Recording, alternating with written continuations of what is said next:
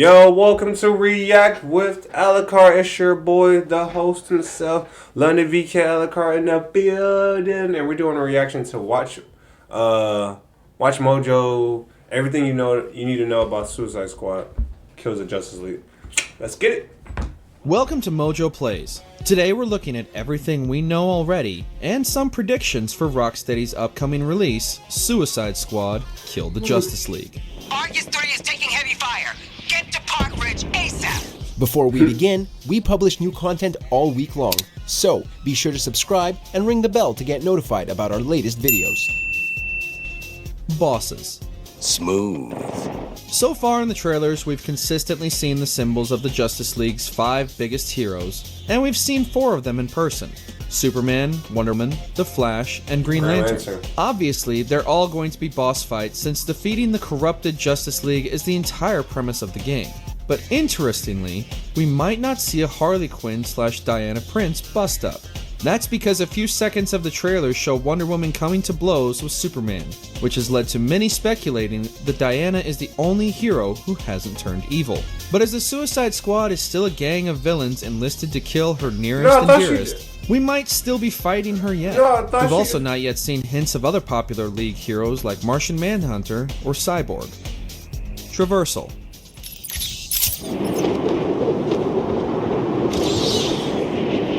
With the Arkham games and, more recently, Insomniac's Spider-Man, traversal has become a huge part of modern superhero releases. But without the Dark Knight to glide around with those impeccable flying physics, how will our main characters navigate Metropolis?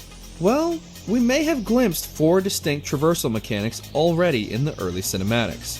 Harley seems to have gotten her hands on a grappling hook, we've seen Deadshot with a jetpack, and Captain Boomerang has some kind of teleportation.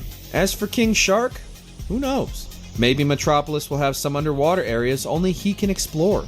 This means we'll have 4 styles of movement, which is definitely refreshing after we spent 4 games gliding and grappling around. Fun as that was. We're screwed up with penguins, guys. I think they'll kill us if we go back there. The Teen Titans. Nightwing. Starfire. It's been a while. I know. You're looking good. We've so far seen absolutely no hints that the Teen Titans will show up in the game, but they remain a popular DC property and one audiences are familiar with. Plus, the Teen Titans have gone up against an evil Justice League before in their own stories, specifically a 2016 animated movie. This could mean they're in a position to help the Suicide Squad, or potentially that they're working in opposition to the Squad and Waller to try and bring down the Justice League without killing them. Or, alternatively, they could appear in cameo roles or even as mini-bosses, perhaps along with the other members of the Bat family. Now, as Gotham Knights will be all about the Bat family, it's plausible that Rocksteady will give them a break, but we'd still like to see some of these characters. Hey, isn't that? He always said we should be together. There's gotta be torture for him. Poison Ivy will return. Ivy! Oh yeah, did she die? The Joker died in Arkham City, while Poison Ivy bit the dust near the end of Arkham Knight, after giving her life to save Gotham. So it might sound implausible to suggest Ivy will come back. But is she really However, dead now? in a few seconds of one of the game's trailers, Harley... we did very briefly see the Suicide Squad grabbed by an enormous vine, one of Ivy's trademark moves. It's true that Swamp Thing can also command plants and could potentially appear in the game, but we're choosing to believe that Poison Ivy has made a grand return.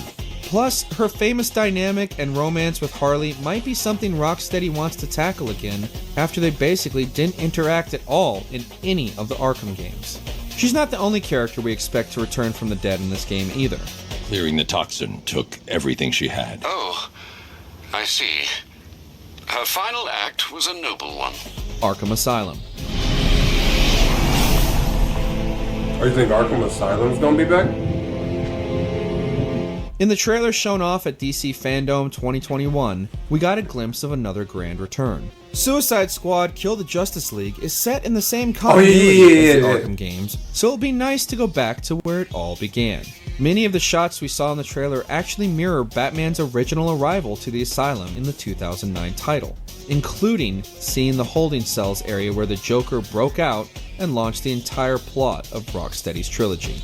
It will be awesome to explore Arkham Asylum again, But that's probably even like if the it's Metropolis, only very briefly, Metropolis and see it 2 jail console cell. generations later in stunning 4K resolution. Keep your weapons trained on it at all times. Nemesis. We know we'll be fighting the Justice League, but the Suicide Squad is clearly outmatched and outgunned against these iconic heroes. So, who's going to be helping them learn the heroes' weaknesses to exploit them? We already saw Gizmo, Lex a Luger. Teen Titans villain, in a supporting role, but could the Suicide Squad hunt down the arch enemies of the Justice League to get their advice? We did see them at a LexCorp building, which could mean they're going to get some kryptonite from Lex Luthor to take down Superman. We could also see them talk to Reverse Flash or Cheetah to get some helpful hints. As for the other villains they may encounter, we've just seen the Penguin so far, but many Arkham rogues could potentially reappear. Hello, Ivy. You here? You shouldn't have come here. Oh, come on. Brainiac. Well, we already know Brainiac, the main big bad. Throughout the trailers, we've seen Brainiac, spaceships, metal tentacles, and the Justice League's purple eyes, which all point to the fact Brainiac is the main villain manipulating things behind the scenes. But things have never been this easy with Rocksteady since Arkham Asylum, as both City, Knight, and even WB Montreal's Origins had bait-and-switch villains where it turned out the Joker was the true big bad all along. Given Brainiac's prominence in the trailers, we're assuming that there will be a similar plot twist in Suicide Squad, and that there will be another villain hiding behind the scenes. It could be anyone from Sinestro and the Yellow Lanterns to Darkseid and his parademons, but there's certainly more to Brainiac than meets the eye. Collectibles. We sincerely hope that Suicide Squad will not feature a Metropolis overcome with tiny, green, annoying Riddler trophies to collect. Please don't do While that. the riddles themselves were always cool, the many challenges and puzzles were already getting old halfway through Arkham City. In Night, they became overkill. But collectibles are still a hallmark of these games, and it just wouldn't feel like a Rocksteady DC game without collectibles in some form. So we're sure they'll reappear here somewhere. Even if it's just in the form of various Easter eggs you can spot throughout Metropolis, much like Gotham's riddle answers. Or maybe the Clue Master will leave trophies of his own all over Metropolis so we can do it all again. I wouldn't mind that. Oh, come on.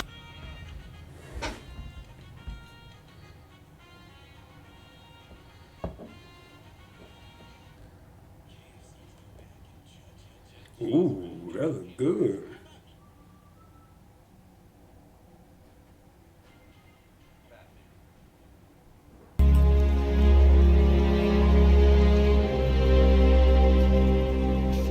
The Caped Crusader died at the end of Arkham Knight after the world finally learned his secret identity and he activated the Nightfall Protocol and Wayne Manor exploded.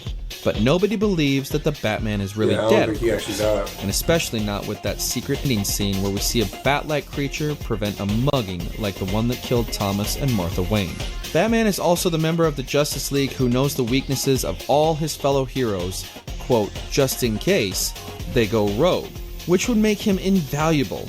Though, of course, if Batman was active, would Amanda Waller really need to call in the Suicide Squad to deal with the League? Regardless, we're sure the Dark Knight isn't dead.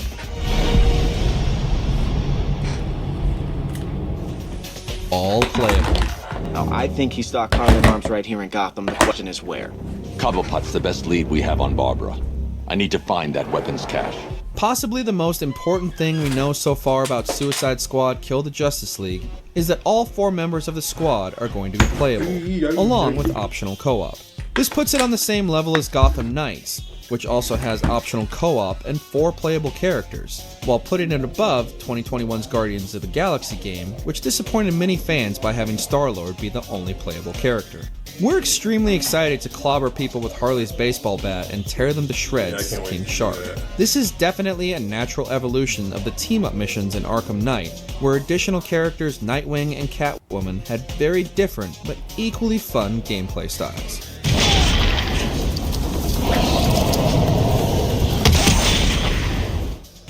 Do you agree with our picks? Don't forget to stick around and check out our other videos on